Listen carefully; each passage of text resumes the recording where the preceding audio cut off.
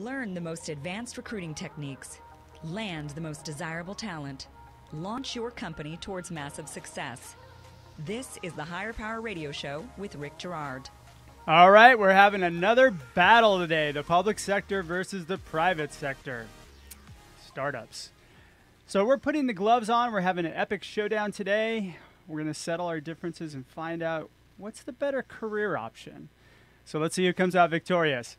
My name is Rick Girard, and welcome to the Higher Power Radio Show. Our mission is to share insights from top-performing entrepreneurs and industry experts and provide proven tactical solutions to solve your company's toughest hiring challenges. Today, our guest is Brenda Diederichs, the Chief Human Resources Officer for the County of Orange. Brenda earned her law degree from Loyola Law School and practiced labor and employment law. She opened up her own firm in 2007, which she operated until returning to the public service in 2014. Brenda now resides as the Chief Human Resources Officer for the County of Orange. Brenda, welcome to the Higher Power Radio Show today. Rick, it's a pleasure to be here. Thank you for having us. Oh, absolutely. All right, so we're going to have some fun today. We attempted this battle kind of show a couple weeks ago, and it, as our producer Paul told me, it was pretty miserable, and we were dancing around. So let's take off the gloves and see if we can figure out what the best option is for people. Great. We're up for the challenge. All right, cool. So this fight's going to be 3 rounds in the undisputed championship of the radio station today. Round 1, Brenda's going to basically bash up the logic behind joining a startup. Round 2, I'm going to clobber the public sector. And then round 3, we're going to go to blow with counterpunches and see who comes out victorious. All right, so I'm going to let you start first. You throw your jabs first. Brenda, why do you think it might be silly to work for a startup? Well, let's get to the bottom of what a startup really is. It's a business that hasn't really grown footing, foundation. It's in its imagination phase. And in government, we have stability. We have a way that people can explore all kinds of scientific and exploratory kinds of careers and still have their job. A lack of structure. They're trying to figure things out. So you may not necessarily know where you're supposed to be going with your job duties. Where in government, we have missions that we accomplish. We build things. We make things work. We develop programs, and we have outcomes with dates certain. But there's some sort of mission to a startup? There Some is. resemblance of one? I would agree that there could be a mission, but it's more monetarily focused. It's more fluid. We have a lot of service-focused missions that are betterment for society, and we'll get into the details of that in a little bit. Okay. They're only as stable as the customers are willing to keep patronizing that particular startup or that business.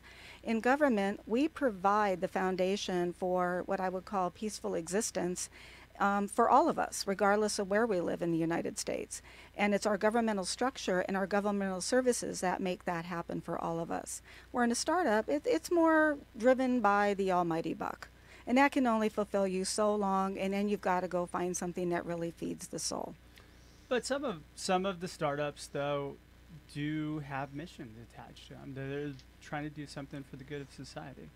Some do. I will give you that, Yeah. and a couple popped into my head as we were talking. However, those are fewer and far between. True. Government is a national thing that, wherever you live, there will be a county, a township, a city, a water district, a utility district, some place for you to serve the greater good of the community that you live in and go home every day feeling proud that you've made the world a better place for everyone that you share the city or town with. Okay.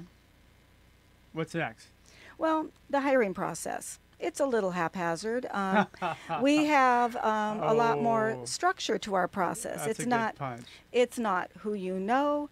It's what you know when you come to government.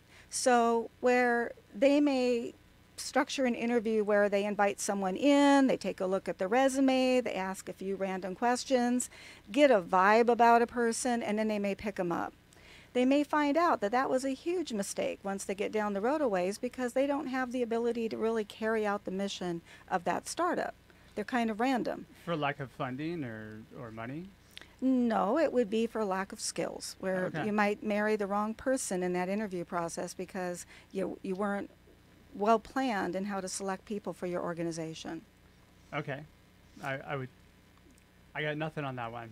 And let's face it, our new employees, if nothing else, are our future. And so you need to be hiring them not just for today's skill set, for the immediate job, but are they going to grow with your organization? Do they have the capacity to learn new things and be that leader in the future?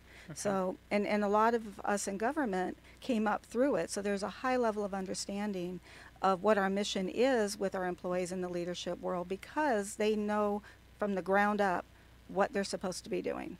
So just to counterbalance that, I think as far as growth goes, in a startup, I believe that you do have the ability to grow, but it's all about what you execute because you're wearing so many different hats. Correct. So you're not really stuck in a lane. You know, that's true. The one thing that can do is really allow for an individual, and this is a credit to the startups, Yeah. to allow for them to kind of define their own, what goes on in their own lane. They If can they're even, able to do that. right, and Yeah. that depends on the type of person you hired. Sure. You know, they could say, look, I could do this for the company and this would grow it and actually become a bigger contributing member. But let's not forget, you can do that in government as well. We always have to do. Can you? Yes, Really? absolutely. Okay. No, we've I'm done. learning something new here because my impression is totally different. I think that your impression may be held by many, and we're Sure. here to dispel that myth. Okay. Exactly what we're here for. And, you know, in government, we stood up a homeless shelter in 30 days. That would be a difficult thing to do on any day, but we were told 30 days from today in a board meeting, we will have a shelter that will house however many in a bed, let's say 400. In that regard, we had to put in place a contractor to run the shelter. We had to put together an infrastructure for restrooms and meal delivery and the beds, and then also security to make sure that people that came to the center felt secure. That is a hard thing to do, So but you did that's this in 30 days? 30 days, start All to right, so finish. that's going to totally negate my first punch that I was going to throw at the public sector, which was slow moving. So you dispelled that one, right? And like any organization, private or public, there is a certain level of bureaucracy. I'll give you that. Yeah. However, we're driven to do, every day we're driven and pushed to do more with less. And the reason I say that is we have a finite pool of income. We are given the trust of the public by them giving us so much money per year to do all the business of the county. When you look at the total bottom line number, you may say, geez, that's a lot of money that people are putting into government. What do we get for it? Well, I have a laundry list, and it's pretty cool. All right, let's get to that yes, laundry list on yes. the back end of the show. if You don't got mind. it. You got All it. right, so I'm going to counter on this, and I want to talk about my impressions of the government sector, because I've actually come up against public opportunities when I've been in recruiting and had candidates that had offers with various organizations, right? So, and I'll let you counter each one too. So slow moving, which you kind of dispelled a little bit, getting something up in 30 days is pretty impressive. But as a whole, though, isn't the organization slower moving than a startup would be?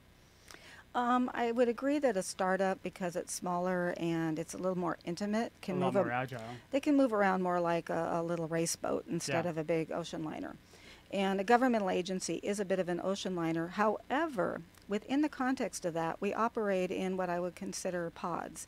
And within the pods, you're able to do things a little bit more aggressively and shave off time, which I know for a fact that HRS is doing for our recruitment processes. We have shaved the time down from 16 weeks to 8, From start to finish. Yes. Okay. All right. So my next point would be the public sector is not really entrepreneurial. Like, it doesn't attract the strongest people.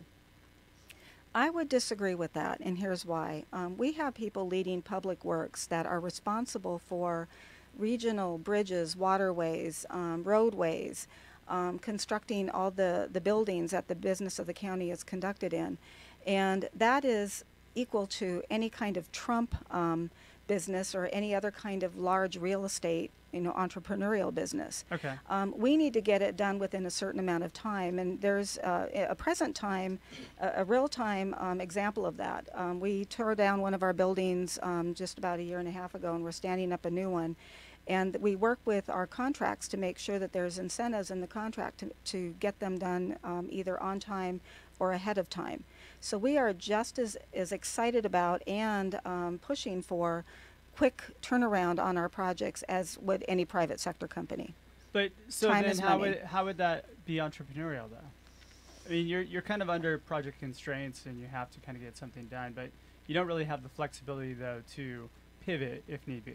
Well, we win a lot of awards for our entrepreneurial style, Okay. and we invent a lot of programs. We change the efficiency of the programs. We change target audiences of programs. We improve services, and so there's a lot of opportunity for people who have ideas about things, which is the basic essence of entrepreneurialism, is to ideas. Yeah. And we allow for an environment where they can actualize those, put them into place, and we ended up winning quite a few awards in the last year and a half to two, and we get recognized for those nationally.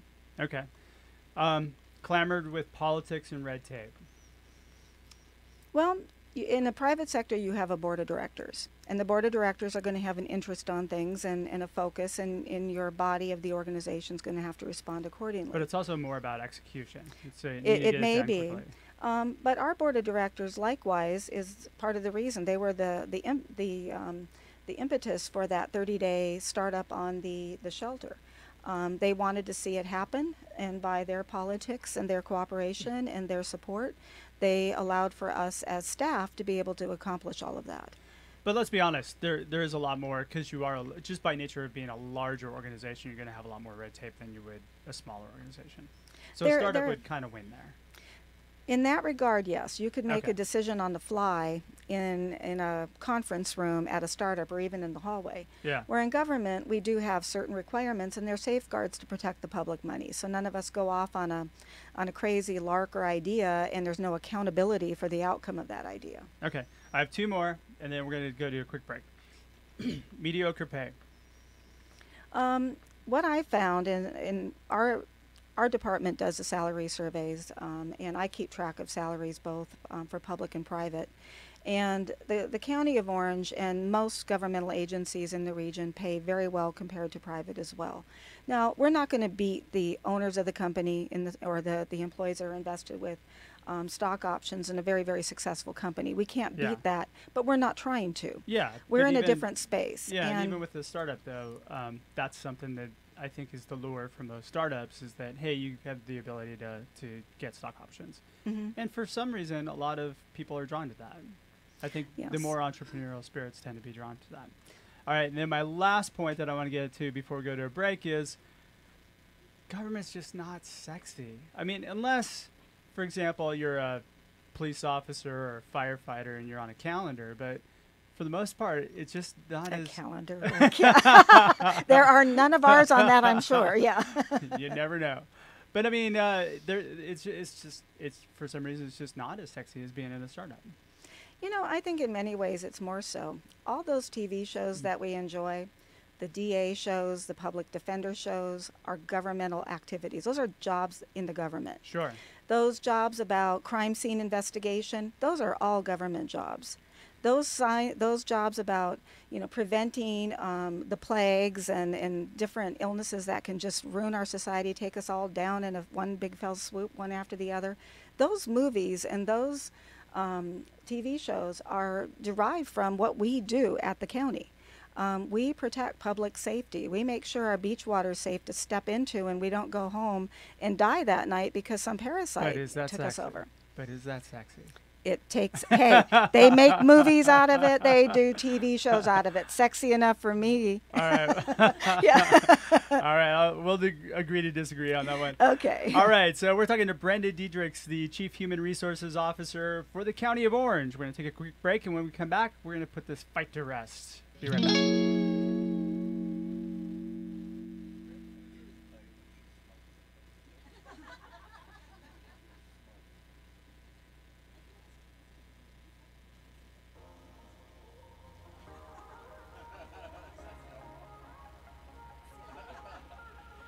You're listening to Higher Power with Rick Girard, giving you access to recruiting techniques that will help you hire key talent to build your company towards real success.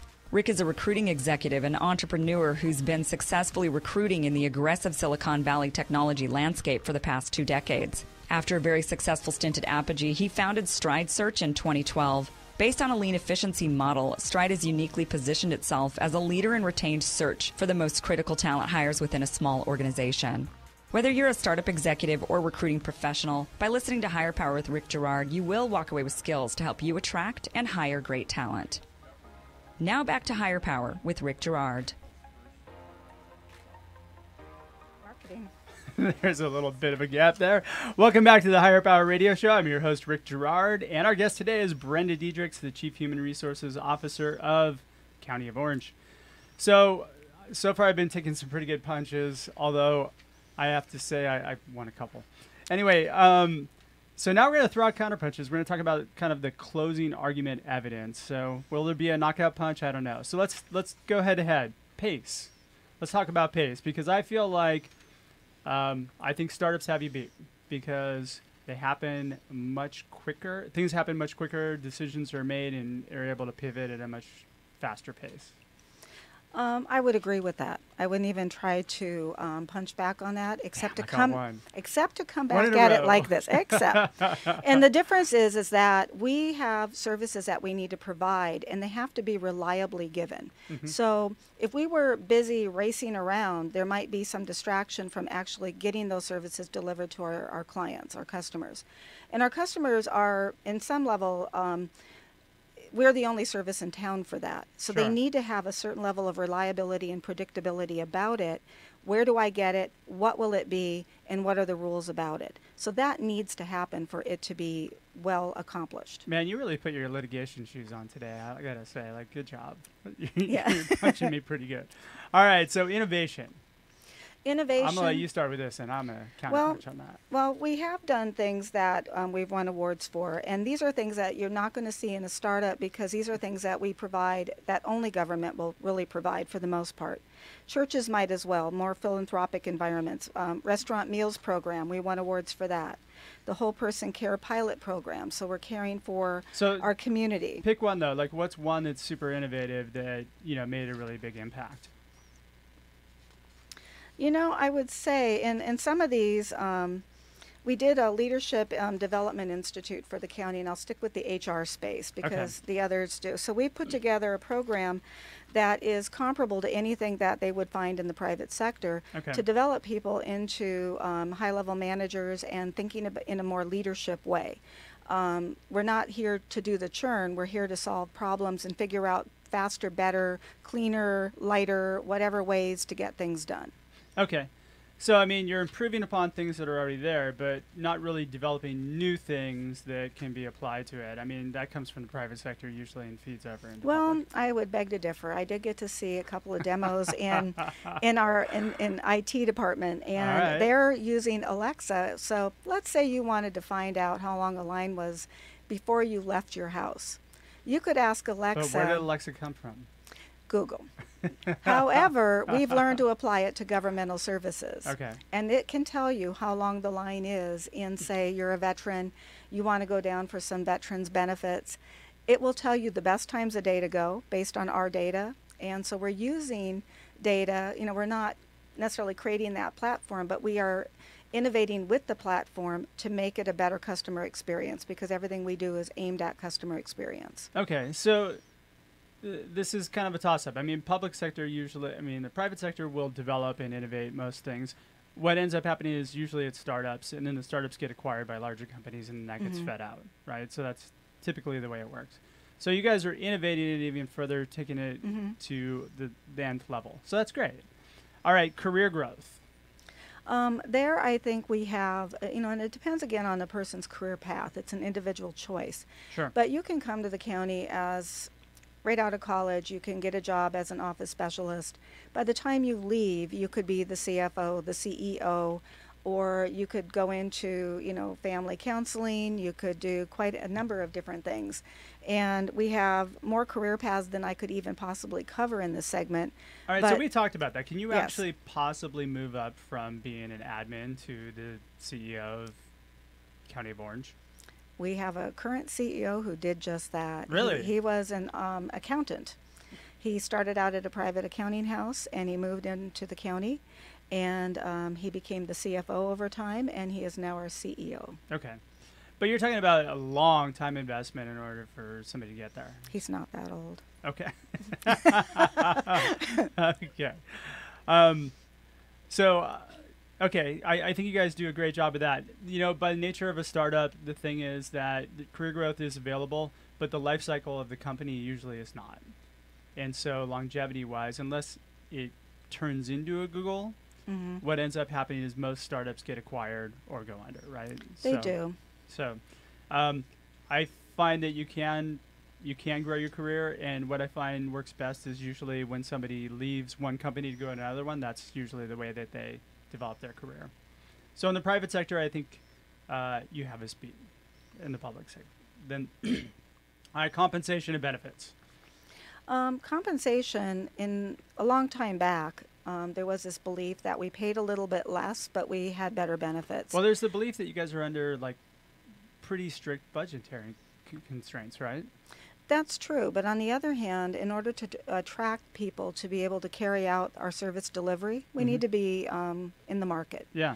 And so we do market surveys to make sure that we are somewhere comparable in the market so people can come and expect about the same pay that they would get for any other public job. Okay. We don't usually compare directly with the private market, different kind of jobs. So the big draw, though, is primarily on the benefit side then for most people. I would say that our retirement is really lucrative because what you have is two retirement systems, basically. You have the one that you would find in private sector where you can put your money away and maybe your employer pays some too.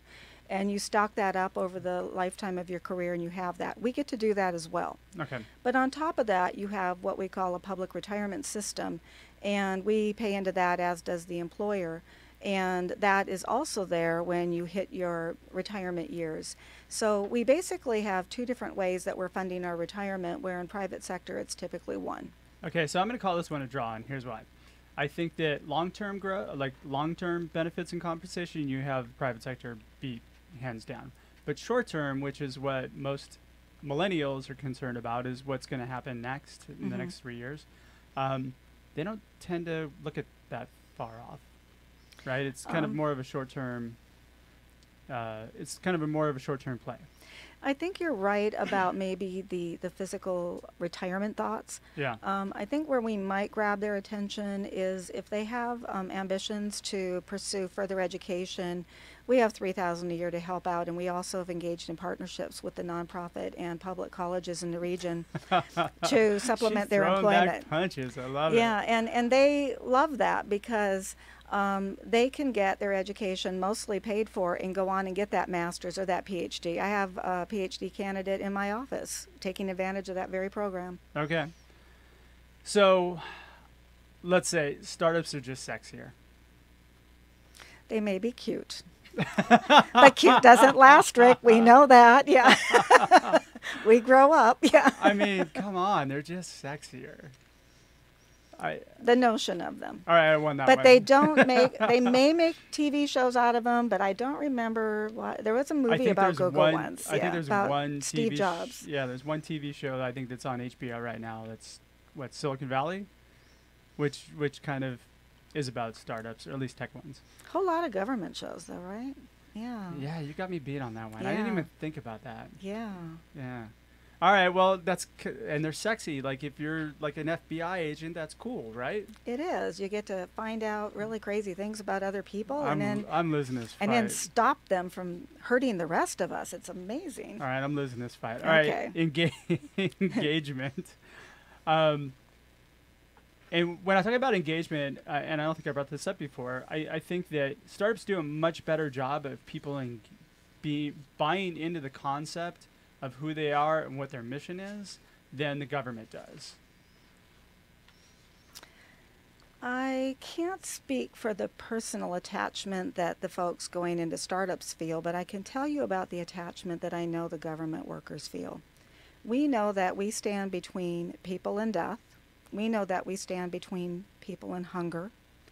We know that we stand between their safety and just chaos. And if it weren't for the governmental structure, our lives would be remarkably different. And it allows us to enjoy beaches, parks, and safety and not be just overrun by crazy people. Okay. Because we have people there to protect us from others that might bring harm. But more importantly, we make sure that our food, our ocean waters, our environment, diseases, we protect everybody without them even knowing it. People go to sleep every night not even knowing what to appreciate government for. Okay. And then you brought up earlier the interview process, because that was a big thing for you. And this being a show on hiring. Correct. I'm going to say that here's what startups really do a great job of doing, is attracting people. Mm-hmm. Now, before you throw like a big punch on this one, because I know you have process and I don't. So most startups do not, and this is where most startups fail. Now, I'm going to say most startups that I work with have process. So all right, so I'm going to let you kind of throw that punch right now. One of the things that government does really well is make sure that we hire people not for who they know, but for what they know. Sure. And so we have processes that make it equal for everybody. So we vet them through very specific interview processes. We give them the questions as they come in, because so you prep people. we allow them to see questions and get themselves organized so they come in and have a successful interview. Okay. Again, it's not to trick them or make them uncomfortable or foible during the interview. It's to make them successful. Yeah. And Okay. to share what they know. If they make it through that qualified interview process, then they can go to a hire interview or a selection interview. And in that process, it's honed a little bit more towards, how do they fit for the kinds of jobs that we have open? And in what would be their plan? What do they think they bring to the table that would fill in that niche that we have open at the time? And we kind of walk them through that process so that way we can really evaluate, do they have the skills? Do they have the experience to lead and supervise? Do they really know what GIS is and how to operate that kind of system for the county? We want to have an opportunity for them to showcase it, but also kind of weed out imposters. So this is where startups are getting their butts kicked by government, because not having a process and having a haphazard interview process, or like interview, I don't even know if you call it a process, just a methodology or whatever you go by. You guys are getting your butts kicked by the County of Orange. So step it up, startups. All right, so that was the knockout punch. I think you, because we're even right about there. And I think you took it across. Our engineer Paul saying, no, I lost clearly. All right, so we're just about out of time for today's show. Brenda, thanks for your time investment today. I'm sure that some people here would love to hear about the opportunities you have. What's the best way for them to find them? We have a number of ways to reach us. We have ocgov.com/jobs is probably the most readily or the easiest one to get to. Okay. But we also have a Twitter account, an Instagram account, and a LinkedIn account. So they can find us on any of those forums. And every other social media platform, right? Yes. So you guys are doing a great job, I think, of getting your name out there. So I want to thank our listening audience for tuning in to this week's episode of Higher Power. A quick thanks to our team, our engineer, Paul Roberts, our producers, Andrea Ballin, Shanti Ryle, and Kim Iverson. If you like this show, please subscribe, rate, and review this show. Your input is welcome and needed to improve the content of our show. Join our community at Hire, that's HIRE, powerradio.com, or subscribe to Higher Power Radio on iTunes, Stitcher, TuneIn, Spotify, YouTube, and whatever other podcast player that you can find. Follow us on LinkedIn and Facebook at Higher Power Radio, or you can reach me on Twitter at Rick_Gerard. Tune in next week. Our guest is going to be Anita Conti, the Executive Talent Manager for Huawei Technologies. I'm your host, Rick Gerard, and you have been listening to the Higher Power Radio Show. Aloha. Thank you for listening to Higher Power with Rick Gerard on OC Talk Radio.